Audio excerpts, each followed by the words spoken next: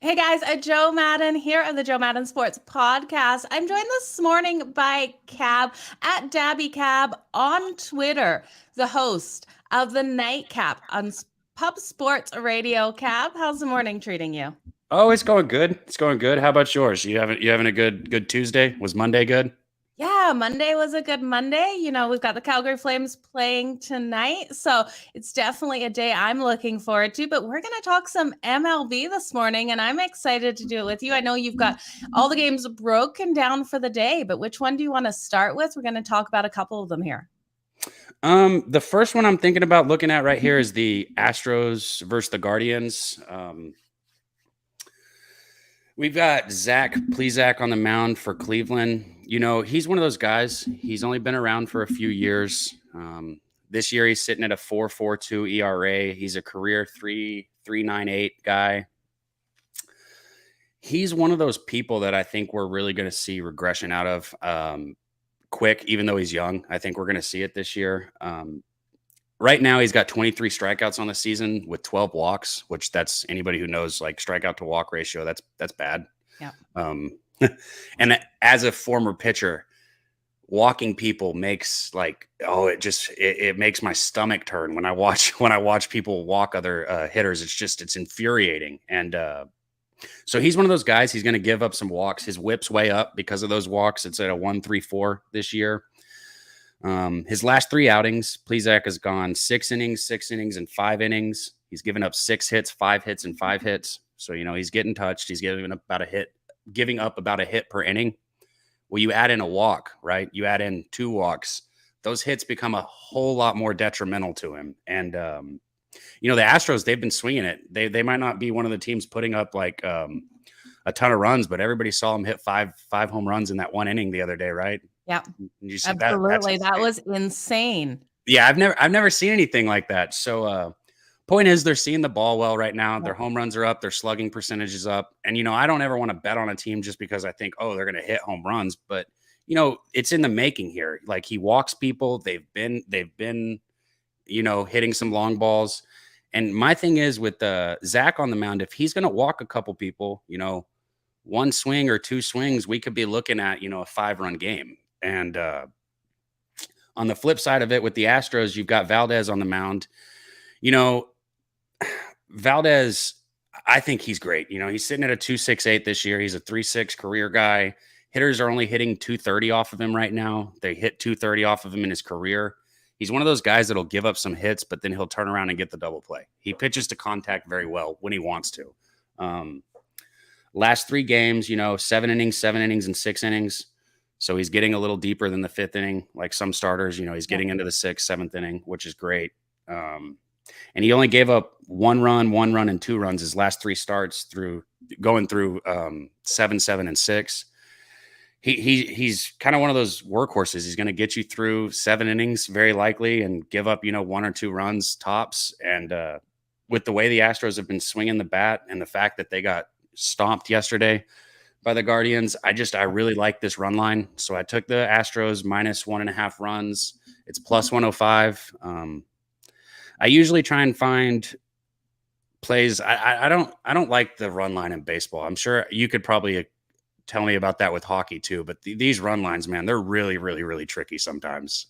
Oh, they absolutely are. And there's nothing worse than them only getting that 1 run over them, not covering that run line. Yep. But I think you're safe in this one. Yeah. We saw Houston go down yesterday. I do think they have a bounce back game. And with how Cleveland has over the last 5 meetings played in Houston, only won 1 of those last 5 meetings. True. So I could see Houston coming back, just dominating in this one. Yeah, I agree. And like I said, my main thing is if, Plesac's averaging about 1 home run every 6 innings, which is not horrible, but it's also not good. But you mix that in with the walks, we get 1 or 2 big swings with a few people on base. And, the Astros could bust this game open with only a few hits as opposed to needing 7 to 10 hits, Yeah, absolutely. Cab, I have to ask you, as a former pitcher, what is that feeling like when you walk a guy? How does that affect you mentally? It's gotta depend. So like if you walked him, like if you just can't throw a strike, oh, that's one of the worst feelings in the world. It is so hard to bounce back when you know you're just out of the zone. But that's what they say, right? The best pitchers are able to pitch good when they don't have their best stuff. When you walk somebody and it's an umpire or something, right?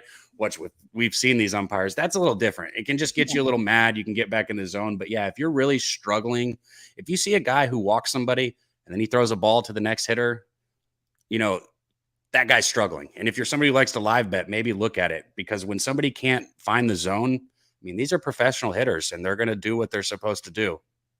Yeah, absolutely. At that point, with the mentally, the struggles there, do you think a coach should be pulling those pitchers off when they see that happen?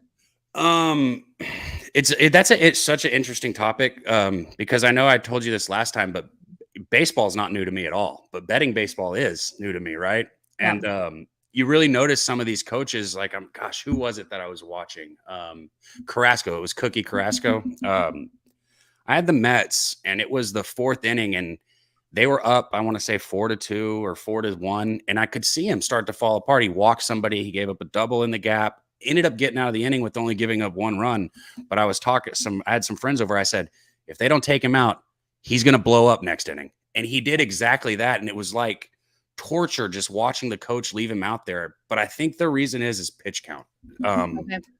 If we were closer to the playoffs, if we were 90 games down the road, like, which is crazy to say, but yeah, if we were 90 games down the road, I don't think a coach is going to leave a pitcher out there to bleed. But at this early in the season, you're trying to find your guys that can give you 5 or 6 innings. And the only way to do that is to push them. Okay. So for live betting purposes, should we be looking for these fall aparts? Yeah. So I will say this, for somebody who's like genuinely focused on money and betting, and like, you're not just doing it to talk to people. Live betting baseball, when you've got a pitcher falling apart, it's hard to find something that's got more value. Okay. Well, great. That's some really good information here. What's the next game that you want to talk about, Cab? Okay. I don't know if want to is the right word, because I was telling you backstage, this is a little, it's funny because I've only been on your show with you once. It was last week. And I took the Angels with Syndergaard. The first inning, the Angels scored 3 runs. I was like, oh, great. This is looking awesome. And then he proceeded to get 2 outs. And that was it. The whole game. He pitched 2/3 of an inning for us. So here we are again. We've got the exact same matchup, the same pitchers on the mound. The only difference is we're going to be in LA. And I'm going to roll with the Angels again. So the reason I am talking about this one is because when we lose a game, right, it's obvious to say, okay, yeah, I made the wrong play because I didn't win. But when I go back and look at my losses, I try and figure out like what I could have done better. And very rarely, but sometimes it happens. And I'm like, you know what? I know why I made this play. I would make it again. And I can't really find a hole in what I did. I got destroyed last time I backed this play, but again, my cap, I feel like it was right. So I can't help but to go back to the well, so to speak. Well, I guess I didn't win, so go back to the dry well. Yep. And I think you have to here. We look at the Angels at home. They've been strong at home. We look at Texas, just not getting it done on the road. They have been covering that run line, though. So are you going to take this straight up on the money line at -161? That's a really, really good question. So my cap last time and this time, which I haven't written down, I can go into it a little if we need to, but I'm going to take the Angels in the first 5 here on the run line at -115. Again, I like Syndergaard. It's hard to sit here and talk about all the things I like about him after what happened last time when I talked about him, but I like him as a pitcher. Dunning on the other side for the Rangers. I mean, I think Dunning could be their best pitcher. I think Dunning has a bright future. His last 3 starts, 6 innings, 5 innings, 6 innings, 3 hits, 6 hits, 2 hits, 2 runs, 5 runs, and 1 run. He's a younger guy sitting at 3.92 this year. All that being said, you said it. The Angels are seeing the ball. They're hitting the ball great. Dunning gives up those walks. You'll hear me come back to this a lot. He's got 43 strikeouts and 16 walks, which it's not terrible. But when you got, Renhefo's been killing the ball, or Trout, or like in any of these guys. The Angels are deadly right now, and I like this Angels team a lot. If they stay healthy, I fully expect them to be a team to make some waves in the playoffs this year. Okay, well, you guys heard it here. We do have a question in the chat. I don't know if you've gone over the Miami Marlins and the Tampa Bay Rays game. We've got any thoughts? I know you love these team totals, betting team totals. Any I thoughts on do. the under for the Marlins, under 3.5? So for that game, what I capped was just the under in general. So Okay. if I like the under in general, I definitely do also like the Marlins team total under, or the Rays team total under. You got two really good pitchers on the mound in that game, Galactic, and two teams that struggle. Well, Tampa Bay's been all right, but I'd say two teams that struggle at the plate for the most part. Yeah, I'd probably go with the Marlins actually on that team total, or the first 5 under. Either way, right there, I would like that play.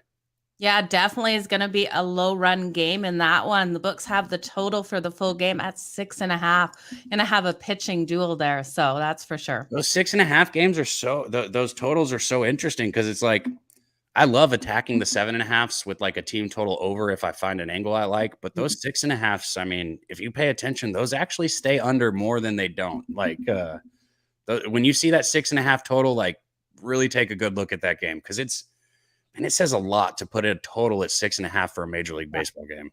Oh, absolutely. Scariest bet, in my opinion, to take is that under 6.5, but it is what is cashing. We have seen it coming in time after time. And those first 5 unders, you're getting such a low total there, but we're not seeing very many runs when we're seeing a low total for the full game in that first 5.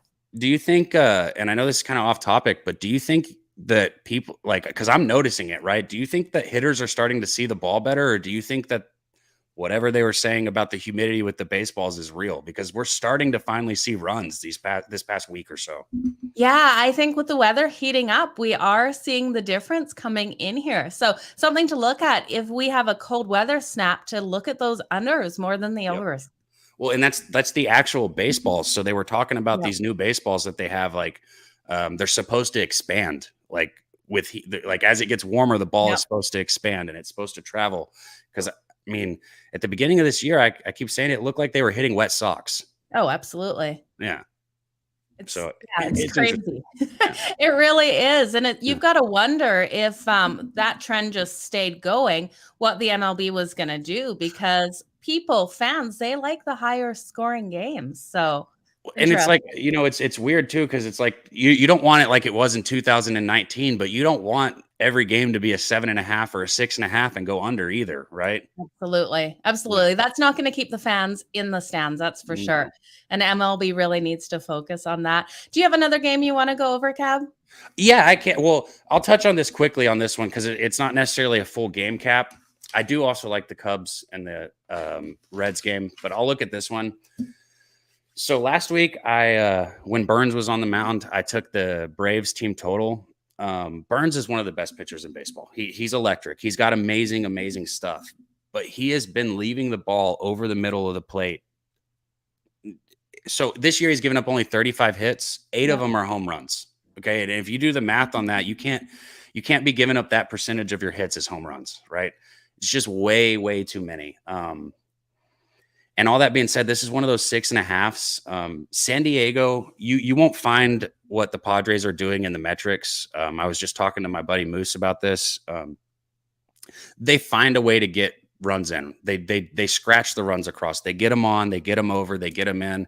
They squeeze bunted last night, and which shouldn't be like a surprise, but major league teams don't do that, right? They were down 2-1 and they squeeze bunted to tie the game up in the 7th or 8th inning. And I love seeing that. That is a team that wants to win baseball games. They want to find a way to win a baseball game. And if you give me a team that wants to win at only 2.5 on a team total, man, I haven't bet it yet, but I very likely will be on the Padres team total over 2.5. Like I said, that's one swing. 3 runs is one swing, and Burns is giving up those runs. Yeah, so I was shocked it wasn't coming in at a solid 3 here when you told me 2.5 before. I really think that's a great way to take this game. Yeah. And even so, like, let's say Burns has a great start and he goes 7 innings and gives up 1 run, and you got a 1-1 baseball game or something like that. again, the other side, I don't know how I feel about Snell yet. That's why I don't have this game fully capped. So I'm not sure about that one. But as a team total, you don't got to worry about Snell. And I think that the Padres can get 3 runs in this game. Absolutely. I think they can too. It should be definitely a good game. I love what I've been seeing out of the Padres as So of late, but you're right. It Snell's a question mark in this one. Mm-hmm. Padres are a lot of fun to watch. Anybody who hasn't watched them, I highly recommend it. It's just cool to see a team that finds a way to win baseball games. Like, after Machado and Hosmer, you got them upper 300s just destroying the baseball, and then it just drops off the table. But it doesn't feel like it drops off the table when you watch them, right? Like Profar, he's not even hitting 200, but when there are people in scoring position or when they need a big hit, he comes through. It's just like I keep saying, they find a way to win games. They do the little things. They absolutely do. Well, Cab, I'm not going to keep you much longer. Can you tell me where everyone can find your show and you on social media? Yeah, absolutely. Dabby Cabby on Twitter, and then Pub Sports Radio. Anybody who hasn't checked out Pub Sports Radio, make sure and go check it out. It's an awesome thing. I love working with the guys. Lots of content, whether you like golf or baseball or hockey, right? It doesn't matter. Or if you just want to come find a place to hang out and live bet, Pub Sports Radio is doing a lot of cool stuff. Yeah, you guys have so much fun on your show too. I had the pleasure of being a guest last week. The Nightcap show is so much fun. Tell everyone what a shoey is, because I got to do that in person. A shoey is about what it sounds like, and I got to give Nick credit because I'm surprised. Well, he's got to have just wonderful antibodies built up, right? Because what a shoey is he takes a shoe. And I appreciate that he didn't do this for you, because it grossed me out. He usually spits in it first. Didn't do that, which I was thankful for when you were on there. But then he fills his shoe up with the beer and chugs the beer out of his shoe. And he's very good at it. I'm not going to lie. Yeah, he definitely took it like a pro. So you guys make sure you check out Pub Sports Radio. They have a lot of fun over there watching the games together, live betting these games. And Cab, it's always a pleasure to have you on the show here. Thank you so much. I love coming on here. It's awesome. Okay. Awesome. You guys have a fantastic day. I'll be back with another Joe Madden Sports podcast at the bottom of the hour here. Cab, again, thank you, and we'll see you shortly.